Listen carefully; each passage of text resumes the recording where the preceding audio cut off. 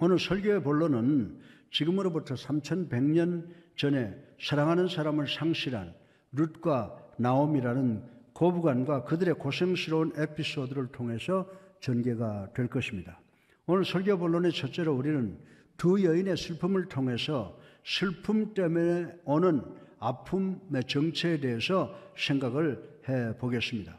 룻기 1장 1절로 5절에 보면요, 사사들이 나라를 다스리던 시대에 유대 베들레헴의 에브라 출신인 엘리멜렉이라는 사람이 아내 나오미와 두 아들 말론과 기론을 데리고 잘 살았습니다. 그런데 이 나라에 갑자기 엄청난 기근이 와서 아무도 살 수가 없었습니다. 그래서 연명하기 위해서 이 가족은 이웃 나라인 모압 땅으로 이민을 갔습니다. 그런데 이들이 모압 땅에 도착하자마자 더 큰 불행이 이 가족을 강타했습니다. 이 가정의 나오미의 남편인 엘리멜렉이 갑작스럽게 세상을 떠나게 된 것입니다. 그 어려운 가운데 나오미는 근근히 두 아들을 모압 여인들과 결혼을 시켰습니다. 그러나 불행하게도 나오미의 두 아들도 바로 세상을 떠나고 말았습니다. 이 나오미는 단 3년 만에 남편과 두 아들을 잃어버렸습니다. 이 여인이 당한 슬픔은 상상하기조차도 어려운 비극적인 상황이라고 하는 것입니다. 그런데 성경을 공부해 보면 일반적으로 시련이 올 때라고 기록하고 있지, 만약 시련이 온다면 이라고 기록한 데는 한 군데도 없다는 사실인 것입니다. 이 말씀의 의미는 시련은 이 세상에 머리 두고 있는 모든 사람에게 누구에게나 오게 되어 있으므로 누구든지 시련을 맞이할 준비를 하면서 살아가야 된다는 것입니다. 따라서 언젠가는 나오미가 당하는 그 슬픔이 우리 모두에게도 닥치는 날이 있을 것이다 라고 하는 것입니다.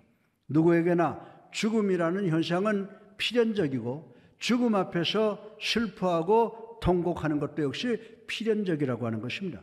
그러므로 우리들은 누구나 관계없이 또 좋든 싫든 간에 우리들이 지나가야 하는 이 슬픔의 과정이 어떤 것인가를 반드시 이해하고 넘어가야 된다라고 하는 것입니다.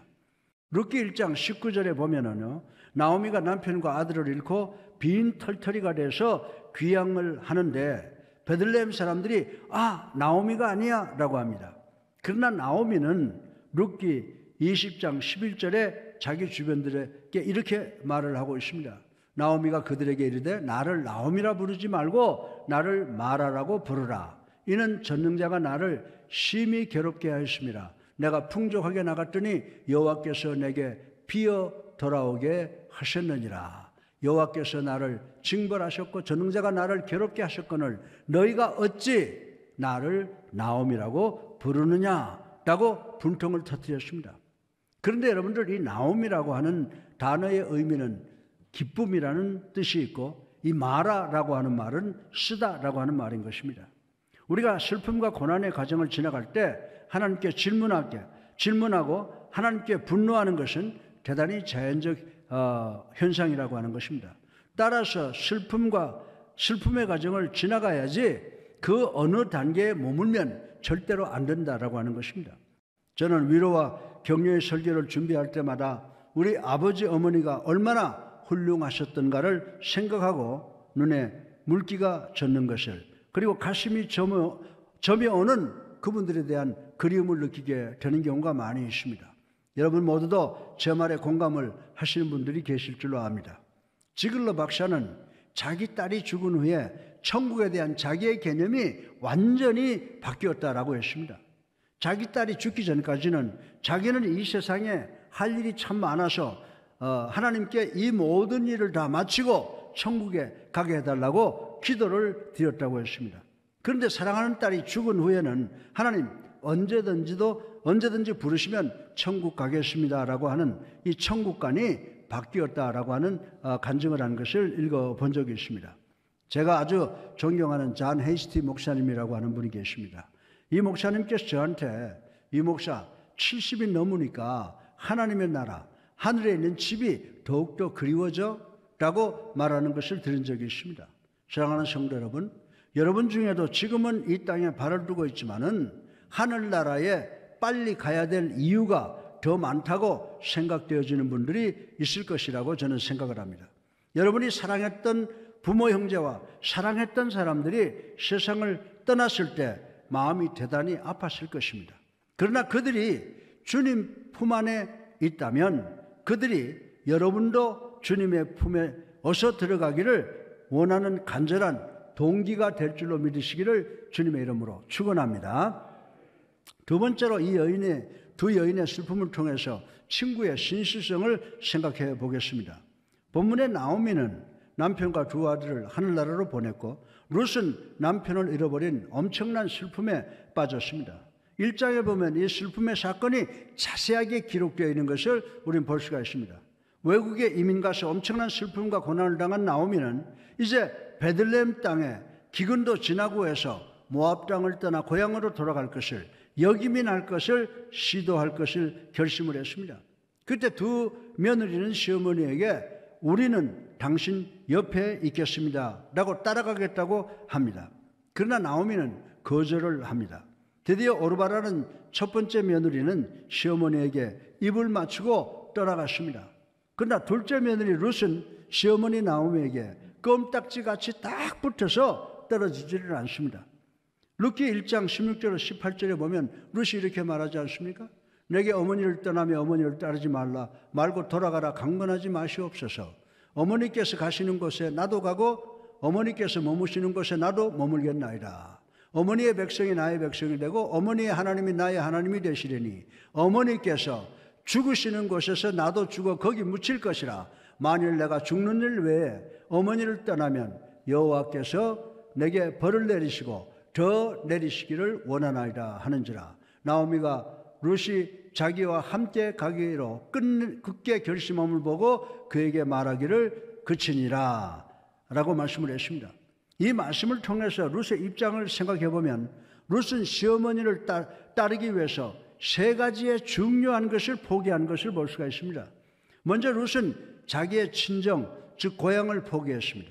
자기 고향을 포기한다는 것은 남자들보다 여자에게 있어서 참으로 어려운 결단이라고 하는 것 우리 잘 알고 있습니다. 그리고 룻은 자기의 종교를 포기했습니다. 룻의 고향인 모압에서는 유일신을 믿는 것이 아니고 다신교였습니다. 그러나 룻은 나오미에게 당신의 하나님이 나의 하나님이 될 것입니다 라고 했습니다. 여기서 하나님이라는 단어는 복수가 아니라 단수입니다. 그래서 이 고백을 통해서 룻이 자기의 종교를 버릴 것을 결단했다라고 하는 것을 알 수가 있습니다. 또한 룻은 자기의 안정을 포기했습니다. 룻은 자기 고향을 버렸습니다. 친구를 버렸습니다. 그리고 자기 민족과 거리를 끊었습니다. 대단한 며느리죠. 이분은 며느리이자 아주 신실한 친구라고 생각을 해볼 수가 있습니다. 여러분은 슬픔을 당한 사람들에게 어떤 친구입니까? 슬픔을 당하고 있는 사람에게 여러분들이 할 수 있는 일이 무엇입니까? 우리는 우는 자들과 함께 울 수가 있습니다. 사랑하는 성도 여러분, 슬픔을 당한 사람과 함께 우는 것은 대단한 위로가 됩니다. 뭔지 아십니까? 사실 우리는 슬픔을 당한 사람에게 어떤 말로 위로해야 되는지 모르기 때문이라고 하는 것입니다. 갈라디아서 6장 2절에 보면요, 너희가 짐을 서로 지라 그리하여 그리스도의 법을 성취하라 라고 말씀하셨습니다. 그러므로 우리는 우는 자와 함께 울어주는 신실한 친구가 되어야 한다고 하는 것입니다. 그리고 우리는 슬픔을 당한 사람에게 우리가 하는 말을 대단히 조심해서 선택해야 된다고 하는 것입니다. 그러면 슬픔을 당한 사람을 어떻게 위로하고도 없습니까? 어쩌면 우리는 그들이 먼저 말할 때까지 기다리는 것이 최선이라고 생각할 수가 있습니다. 여러분이 슬픔을 당한 사람 옆에 있어 주기만 하면 그들은 30분 정도가 지나고 나면 시키지 않아도 여러분에게 자기의 슬픔을 서서히 털어놓기 시작을 할 것입니다.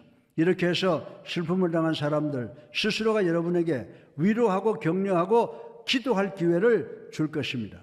대단히 자주 우리는 슬픔 당한 사람을 위로한다고 서두르다가 도리어 그들의 가슴에 못을 꽝꽝 박는 경우가 많이 있다라고 하는 것입니다. 따라서 우리는 친구가 울 때 함께 울어주고 위로의 말도 조심스럽게 그리고 적절하게 함으로 주변 사람들에게 신실한 친구가 되어주기 위해서 노력하시는 여러분들 되시기를 주님의 이름으로 축원합니다. 셋째로 우리는 두 여인의 삶을 통해서 슬픔을 당한 사람을 돕고 또 지원할 수가 있음을 생각을 해보겠습니다. 엄청난 슬픔을 당한 사람들의 말을 들어보면 우리가 슬픔을 당할 때 우리를 격려하고 위로해 준 사람 그리고 기도해 준 사람을 절대로 잊을 수가 없습니다 라고 하는 말을 자주 듣게 됩니다. 그러면 어떻게 하는 것이 도와주는 겁니까? 슬픈 일을 당한 사람은 정신이 없습니다. 그래서 그 사람을 위해서 식사를 준비해 준다든지 또 아이들을 돌봐 준다든지 집을 지켜준다든지 아니면 그들이 가는 길에 나가서 그들과 함께 심리를 가주는 것이라고 말씀을 드릴 수가 있습니다. 그들을 위해서 할 수 있는 일을 찾아 해주시는 것이 바로 그들을 돕고 지원해 주는 것이라고 말씀을 드릴 수가 있습니다. 우리들은 장례식을 참석하는 일은 힘든 일이지만 사실 더 힘든 일은 모든 조객이 다 떠난 다음 날 이들에게 엄습해오는 더 큰 슬픔을 해결할 수 있도록 그들을 방문해서 위로하고 격려해 주는 일이라고 하는 것을 우리는 알고 있습니다. 이런 시간에 여러분은 슬픔을 당한 사람에게 위로의 편지를, 위로의 설교 테이프를, 위로의 복음성가와 찬송가 CD를 보내주셔서 그들로 하여금 계속해서 다가오는 슬픔을 해결하고 위로할 수 있도록 우리가 도와주는 노력이 필요하다라고 하는 것입니다. 어떤 부인이 어머니의 일주기를 맞이하는 친구에게 선물 꾸러미를 7개를 준비를 했다고 하는 것입니다. 그때 남편이 아니 하나면 되지 뭐 7개를 준비하고 난리야 라고 물었습니다. 그때 이 부인은 내 친구가 돌아가신 어머니 때문에 슬퍼할 때마다 선물을 하나씩 풀어보라고 하겠다라고 하는 이야기를 했다고 하는 것입니다. 이 부인은 남들이 보면 필요 없는 것 같이 생각될는지 모르지만 이렇게 해서 자기 친구가 슬픔을 극복할 수 있을 것이라고 말을 했다고 하는 것입니다. 이 부인은 슬픔이 무엇인지 아는 분이었습니다. 왜냐하면 이 부인은 근래에 어머니와 이모 등등이 세상을 떠나는 슬픔을 경험했기 때문입니다. 이 모습이 바로 슬픔을 당한 친구를 계속 도와주고 지원해주는 친구의 신실함인 줄 믿으시기를 주님의 이름으로 축원합니다. 넷째로 이 두 여인의 슬픔을 통해서 하나님의 위로를 생각해 보겠습니다. 여러분 중에 몇 달 전에 슬픔 때문에 아니면 몇십 년 전에 슬픔 때문에 고통을 당하시는 분이 이 자리에 계실 줄로 압니다. 미국에 계시던 우리 어머니께서 돌아가셨을 때 제 여동생이 심리적으로 가장 큰 타격을 받았던 것 같습니다. 제 여동생은 거의 1년 동안 전화 받기가 싫었고 전화를 받아도 누가 전화를 하는지 모르고 막연하게 대화를 했다고 했습니다. 그리고 교회 오는 것도 부담스러웠다고 했습니다. 어머니를 사랑하는 사람들이 제 여동생에게 엄마 보고 싶지? 라고 염려하고 동정을 해주는데 그것도 역시 부담이 되고 어떻게 반응을 해야 할지를 몰라서 화장실에 가서 혼자 실컷 울곤 했다고 하는 것입니다. 그러나 제 여동생의 말은 사람들이 어머니에 대해서 말하면 나를 울게는 하지만 우리 어머니와 아버지가 많은 사람들의 마음속에 남아있다고 하는 것은 대단한 기쁨이며 위로가 되었다고 간증을 하는 것을 들은 적이 있습니다. 사랑하는 성도 여러분, 여러분 중에도 이런 경험을 하신 분이 계실 줄로 믿습니다. 전 여러분에게 슬픔을 올바르게 위로받을 수 있는 6단계를 간단하게 말씀을 드리겠습니다. 첫째로 하나님께서 여러분의 아픔과 고난을 아시고 계신다는 것을 확실히 인식하시기를 주님의 이름으로 축원합니다. 하나님보다 이 세상에서 그 누구가 우리를 더 잘 위로할 수가 있겠느냐라고 하는 것입니다. 둘째로 여러분의 슬픔을 기쁨이 되게 해달라고 하나님께 기도하시기 바랍니다. 요한복음 16장 20절에 보면요, 내가 진실로 너희에게 이르노니 너희는 곡하고 애통하겠으나 세상은 기뻐하리라. 너희는 근심하겠으나 너희 근심이 도리어 기쁨이 되리라. 아멘. 셋째로 여러분이 사랑했던 분들의 긍정적인 기억을 되살리는 것입니다. 앨범을 꺼내서 녹음 테이프를 아니면 지나간 비디오 테이프를 꺼내서 과거에 가장 좋았던 관계 그리고 가장 기뻤던 일을 회상해 보시길 바랍니다. 그리고 그리움의 눈물이 흐르면 흐르도록 놔두시기를 바랍니다. 그러면 그 눈물이 여러분의 마음을 밝게 하고 기쁨으로 변하게 될 것입니다. 빌립보서 4장 8절에 보면은 끝으로 형제들아 무엇이든지 참 때문에 무엇이든지 경건하며 무엇이든지 오르며 무엇이든지 정결하며 무엇이든지 사랑을 받을 만하며 무엇이든지 칭찬받을 만하며 무슨 덕이 있든지 무슨 기림이 있든지 이것을 생각하라. 아멘. 네. 넷째로 하나님께 예배드리는 것입니다.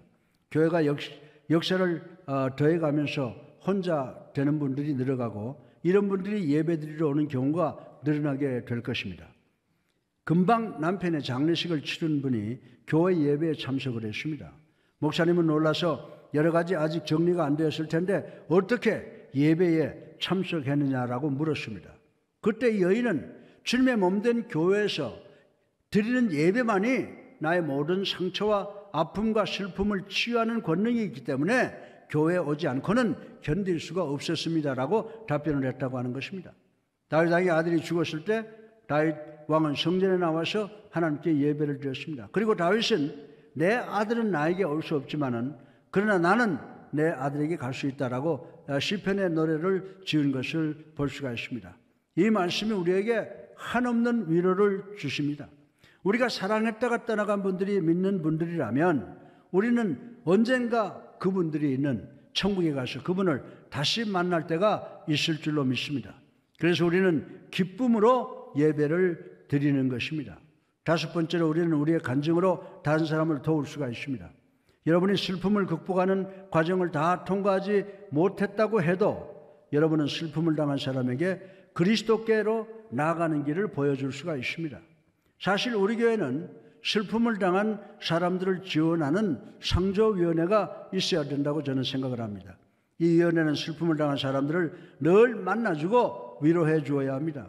그리고 여러분이 기억해야 되는 것은 여러분의 아픔과 고통은 언젠가는 여러분의 간증의 일부분이 된다는 사실을 명심해야 된다라고 하는 것입니다.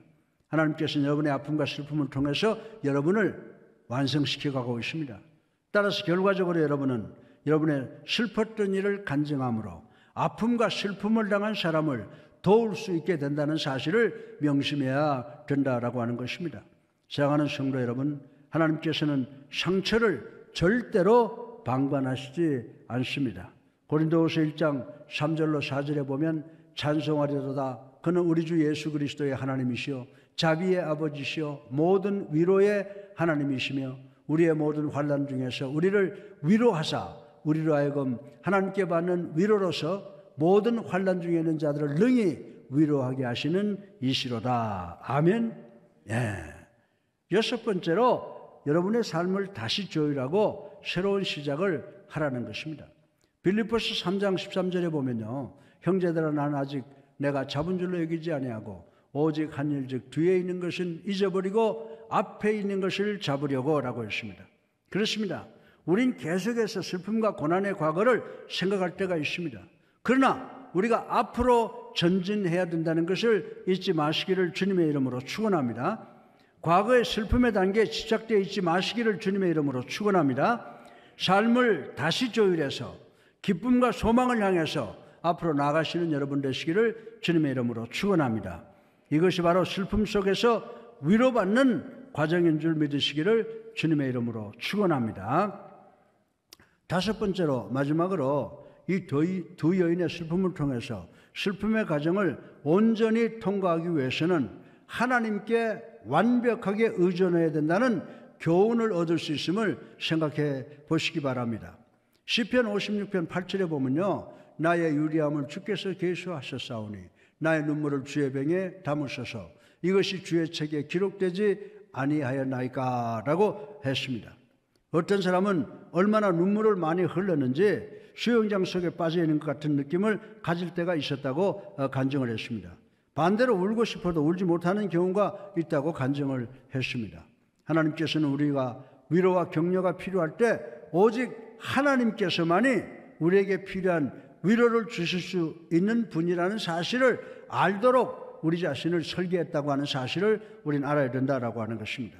그래서 우리 주님께서는 요한복음 16장 33절 하반절에 이것을 너에게 이른 것은 너희로 내 안에서 평안을 누리게 하려 함이라. 세상에서는 너희가 환난을 당하나 담대하라. 내가 세상을 이기었노라. 아멘. 이런 말씀을 우리에게 주신 것입니다.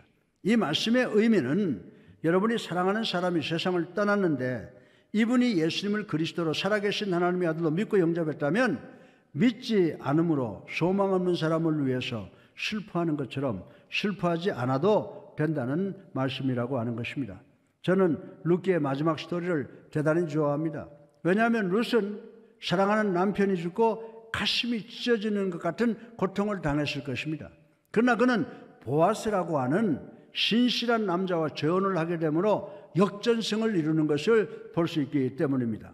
이 사람은 기업 물을 자가, 이 보아스라고 하는 사람은 기업 물을 자, 킨스맨 리디머라가 된다고 성경은 설명을 하고 있습니다.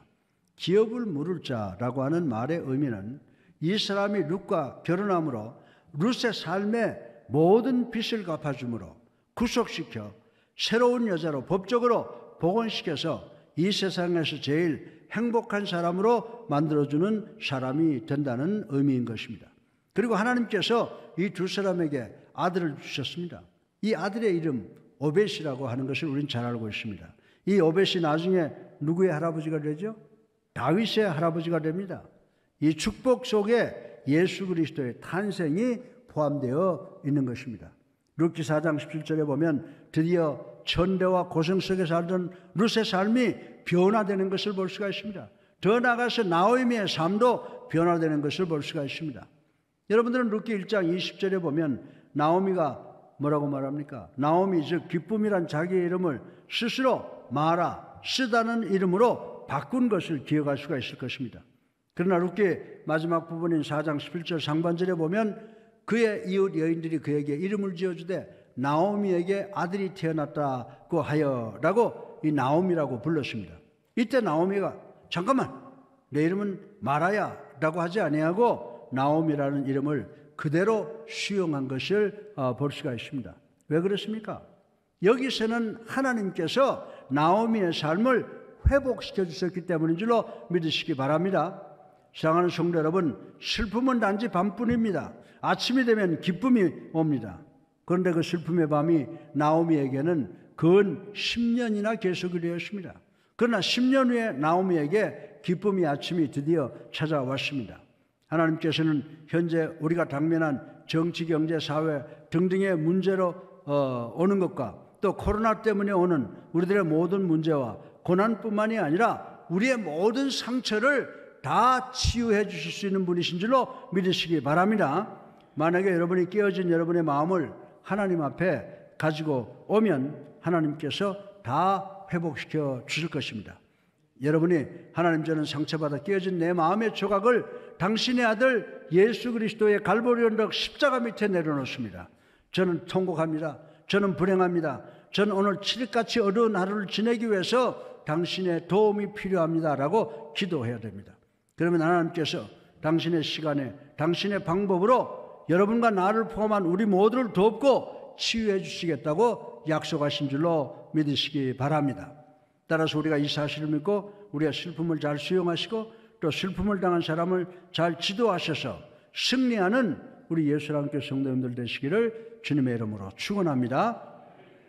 사랑하는 성도 여러분, 예수님께서 마태복음 11장 28절에 수고하고 무거운 짐진 자들아 다 내게로 오라 내가 너희를 쉬게 하리라. 아멘. 오늘날처럼 이 정치, 경제, 사회, 교육, 윤리, 도덕과 무서운 코로나19로 어려움과 고통을 당하시는 우리 성도님들 모두 주님의 품으로 오셔서 여러분의 모든 아픔과 한을 그리고 슬픔을 주님께 내려놓으시기를 주님의 이름으로 축원합니다. 그리고 여러분의 죄짐을 지시고 가시는 참 좋으신 친구 예수 그리스도로부터 진정한 위로를 들으심으로 하늘의 소망을 깨달아 이 땅에서 평안한 삶을 사시는 우리 모두가 되기를 주님의 이름으로 축원합니다.